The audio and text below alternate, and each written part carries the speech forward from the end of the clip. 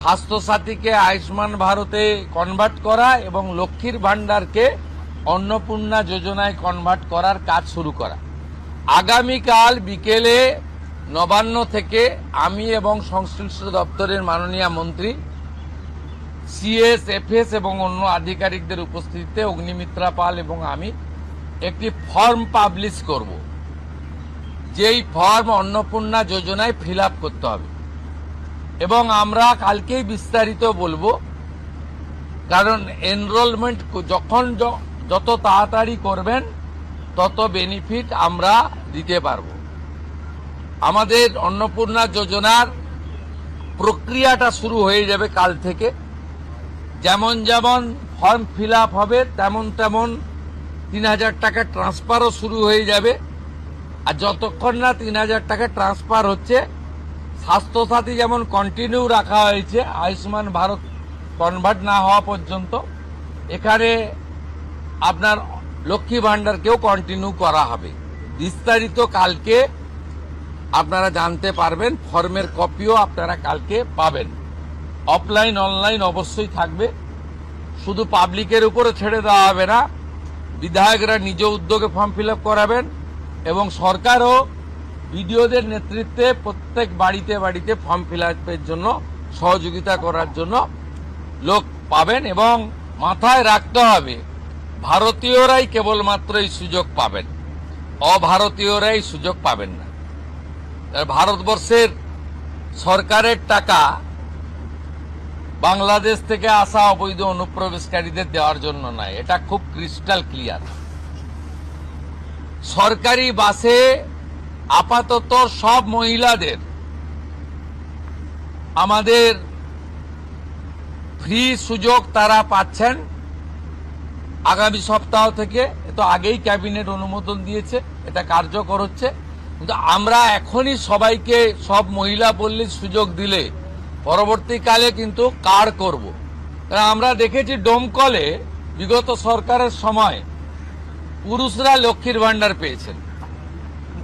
কেউ যদি মুখ মাথা চাপিয়ে রেখে শিলিগুড়ি থেকে এনবিএসটিসির ভলভো বাসে উঠলেন দীঘা আসবেন বলে,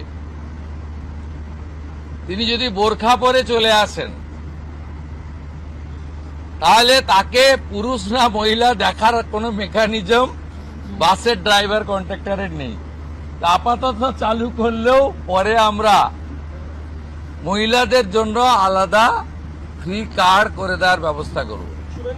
আমরা প্রাথমিকভাবে আলোচনা করেছি এবং এটা আমরা কার্যকর করতে চলেছি।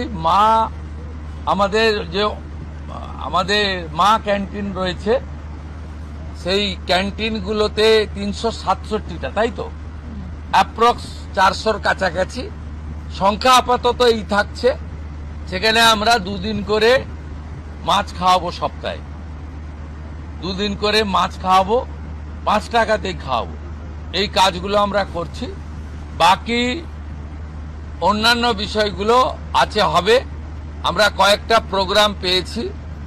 সেটা হলো আগামী 30 তারিখে কেন্দ্রীয় আরবান এবং পাওয়ার মিনিস্টার আসছেন, অগ্নিমিত্রা পাল মহোদয়, তার প্রোগ্রাম পুরো অ্যাসিস্ট করছেন। আমিও একটা সময় নিশ্চয়ই কাটসি মিট করব। 4 তারিখে শিপিং মিনিস্টার আসছেন, শিপিং রিলেটেড মিটিং হবে। 6 তারিখে মাননীয় রেলমন্ত্রী আসছেন। আর 8 তারিখে দিল্লিতে স্বাস্থ্য দপ্তরের সঙ্গে পশ্চিমবঙ্গ সরকার আয়ুষ্মান ভারতের এগ্রিমেন্ট করবেন। এই প্রোগ্রামগুলো আপনাদের মাধ্যমে আমরা জানাতে চাই। আমাদের সরকার, আপনাদের সরকার আগামী সপ্তাহ থেকে মুখ্যমন্ত্রীকে বন্ধ হয়ে যাচ্ছে, তার জায়গায় আমরা নাম দিচ্ছি আপনার সরকারকে বলুন।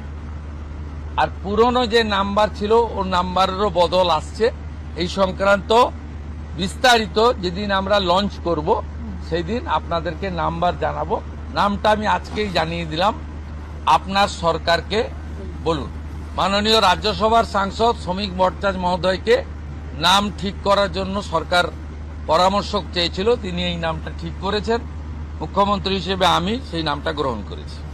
आज सुबह से देखा जा रहा है बहुत सारे लोग जो है हाथीपुर बॉर्डर, बहुत सारे बॉर्डर पे जमा हो रहे हैं, वो बॉर्डर क्रॉस करना चाह रहे हैं। क्या ये जो ऑर्डर आपने किया था, स्टेट गवर्नमेंट ने किया था, होल्डिंग सेंटर हर एक डिस्ट्रिक्ट में होना चाहिए, उसके बाद डर के मारे जो है लोग बॉर्डर क्रॉस करना चाह रहे ये हैं? एग्जिस्टिंग फॉरेनर्स एक्ट है, कोई नया कानून नहीं है। अरे ये लोग चला जाना चाहिए, और उनका बांग्लादेशी जो नागरिक है उनका लेने का जिम्मेदार तो है उनका। तो जब हम लोग यहाँ से बोल रहा था तब वहां से उनका जो स्पोक्स पर्सन है, मैं देखा था सोशल मीडिया में और यूट्यूब में आया, जो उन्होंने बताया जो बांग्लादेशी है वो तो हम लोग ले लेगा। तो ये सब बांग्लादेशी है, इसको ले लेना चाहिए। लेकिन ये लोग को, पुलिस को हम लोग बता दिया जेल में भेजने का जरूरत नहीं है। देश के रुपया में खाना खाएगा, कपड़ा देगा, मेडिसिन देगा। एक दामाद है ये लोग। जल्दी जल्दी भागो, जल्दी जल्दी भागो, नहीं तो जो करना है सरकार करेगा।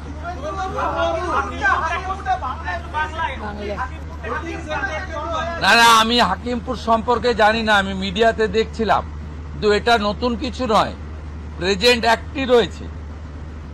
এবং আমরা বলে দিয়েছি যে বাংলাদেশের অবৈধ অনুপ্রবেশকারী তাদেরকে কোর্টে পাঠানোর কোনো দরকার নেই, আইনে নেই। সরাসরি পুলিশ নেবে এবং বিএসএফ এর হাতে হ্যান্ডওভার করবে। বিএসএফ এর যা ভারত সরকার বাংলাদেশ সরকারের সঙ্গে আছে এগ্রিমেন্ট, তাতে বাংলাদেশি প্রুফ করে হ্যান্ডওভার করে দেবে। আমাদের জেলে 3 মাস 6 মাস 2 বছর রেখে আপনার চাল, আপনার ডাল, আপনার তেল, আপনার মাছ, আপনার ডিম, আপনার কাপড়, আপনার মেডিসিন ওদেরকে দেব কেন? এটা তো ভারতীয়দেরই ক্ষতি হচ্ছে, আমাদের রাজ্যেরই ক্ষতি হচ্ছে। সেই জন্য আইনটা এতদিন ছিল ভোট ব্যাংকের স্বার্থে কেউ বা কারা ব্যবহার করেনি। আমরা ভোট ব্যাংকের বাইরে গিয়ে দেশের স্বার্থে, রাজ্যের স্বার্থে এই আইন কার্যকর করছি।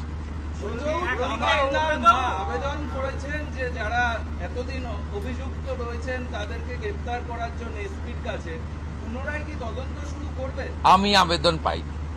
এসপির কাছে উনি আবেদন করেছেন। এসপি নিশ্চয়ই ডিজিকে পাঠাবেন, ডিজি আমার সঙ্গে পরামর্শ করবেন। আমি হোম মিনিস্টার হিসেবে নিশ্চয়ই, আমার তো আইনের শাসন প্রতিষ্ঠা করার জন্যই আমাকে আপনারা মুখ্যমন্ত্রী করেছেন।